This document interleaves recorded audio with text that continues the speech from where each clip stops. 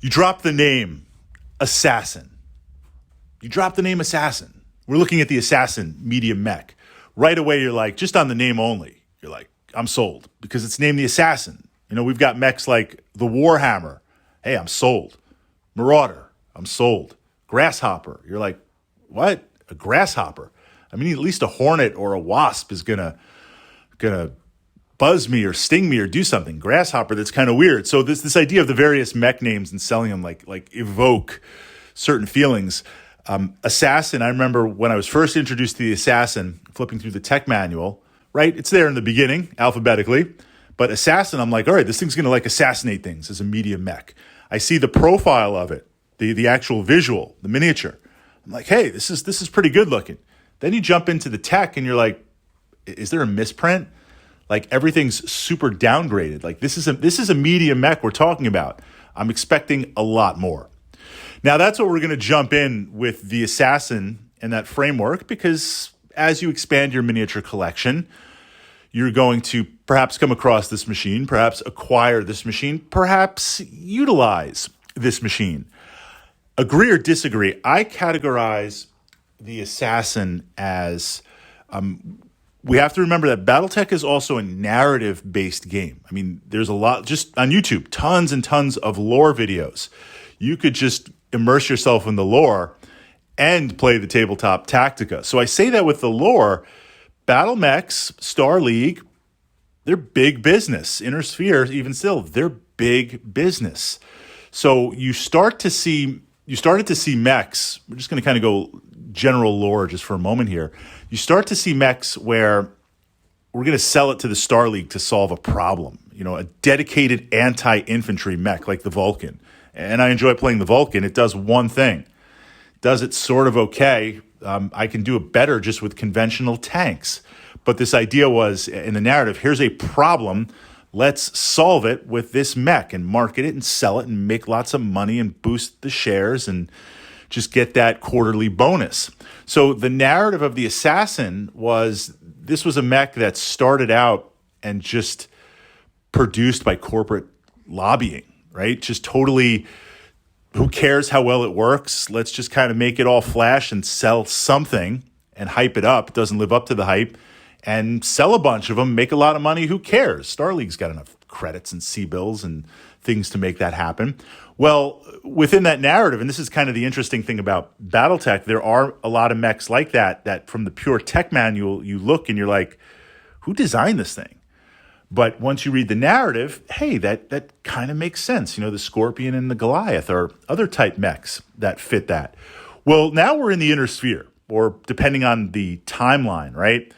Having any mech, your nobility, right? That's huge in the narrative. As a mech commander, you're like, here's the mechs we've got. You got 4 assassins in the group. Well, let's figure out how to use that. I jump back to the Tactica side. There are mechs that I will regularly play. I do have an assassin. I only have one.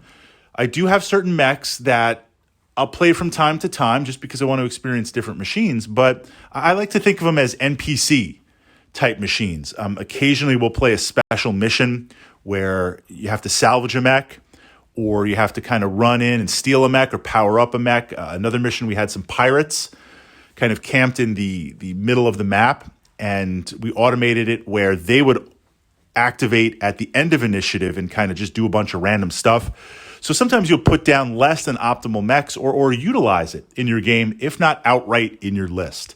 So we could say in the Battletech narrative in the collection, there are reasons. All right, enough with that framework. Of course, we're going to jump in. First thing I look at, what's the battle value? What's the battle value?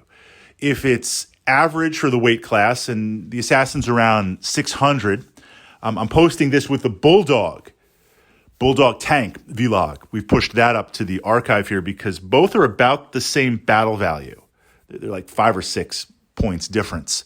That's an interesting thing to compare and contrast. So if you've listened to the Bulldog, listen to this. If you're listening to this, check out the Bulldog and ask those questions. Bulldog tank. So a medium mech, 600 battle value. First thing I'm looking is if it's a higher battle value, then it's got to be doing something stellar for me to pay that, because then we're getting into like, well, do I just kick it up a little bit more and pick up a heavy mech? There is a significant difference between a medium and a heavy. Likewise, if it's really not that great of a performer, but the battle value is lower for a medium, that has its place too, where if I'm playing a smaller battle value game and I want to get the benefits of a mech with a little bite in, that works. And then the battle value that I save, complement it with vehicles. So I won't say there's a hard, fast battle value rule, but for 600 or about 600, I'm expecting a little bit more. Okay, we jump in. Primary weapon. Primary weapons on a battle mech this is your big gun. This is what you're going to be zapping with most of the time.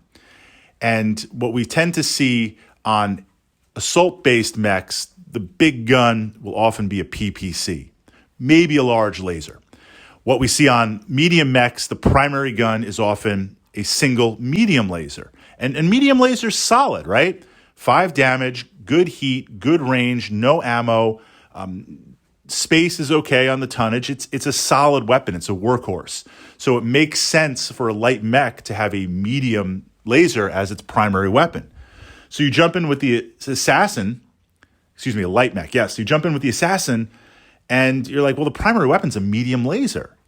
That's so just undergunned, underwhelming, like just deflating. A medium laser, I'm expecting an autocannon 10 if you want to save some battle value to fit it in. Or, the Phoenix Hawk, I'm expecting a large laser on there. I won't say a PPC, but a medium laser. Okay, what else does it have? So that's the primary work weapon. It now complements a long range and a short range band. So this is where I start to see the tactic and I say, okay, I've got my primary weapon, medium laser. But I do have long range kick and I have short range kick.